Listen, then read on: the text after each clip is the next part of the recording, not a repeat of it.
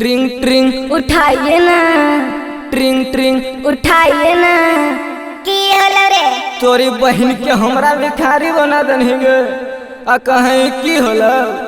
एगे एगे सुन, पहले बिलांदवा में आबी ना तो तोरा बतावे कि की होलो। ठीक है, आ रही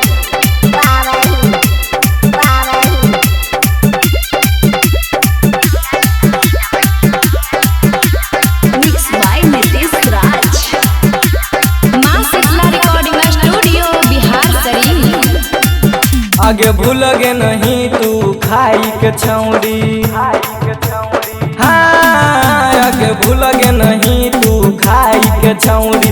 बर्गर पिज़्ज़ा गे देखो जब जब तोर बहिनी कहो हमारे के जीजा गे। देखो जब तोर बहिनी कहो हमारे के जीजा गे।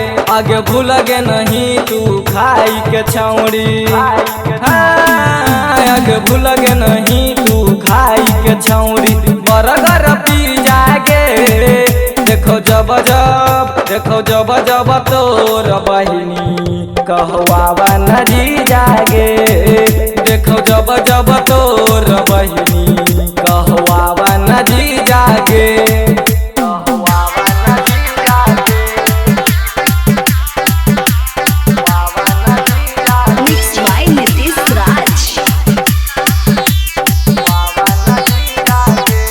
टोटो पर तोरा बैठा के घूमलियो गया गे सहरिया। जब से लड़लऊ सुनै के छौरी कोचिंग में नजरिया। टोटो पर तोरा बैठा के घूमलियो शेखपुरा बजरिया। जब से लड़लऊ सुनै के छौरी कोचिंग में नजरिया। आगे छोड़ी के काहे जाएंगे छौरी, अगर लग गे आगे छोड़ी के काहे जाएंगे छौरी। दिल के करीब आगे देखो जब तोर बहिनी कहो हमारे के जीजा गे। देखो जब तोर बहिनी कहो आबा न जीजा गे।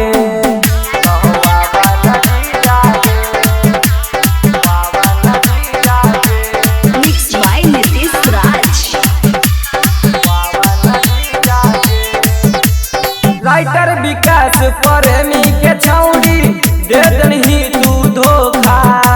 अयरबा का सयल बेला के छौड़ी बुझो ही गे अनोखा।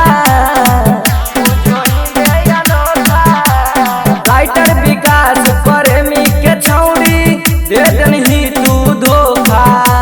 अयरबा का सयल बेला के छौड़ी बुझो ही गे अनोखा। नित्य सबे दरदी चंदन के छौड़ी आगे आगे सुनही। सुगरी श्याम कृष्ण के छौड़ी लेलक परीक्षा गे। देखो जब समझा दही। देखो जब तोर बहिनी कहो हमारे के जीजा गे। देखो जब तोर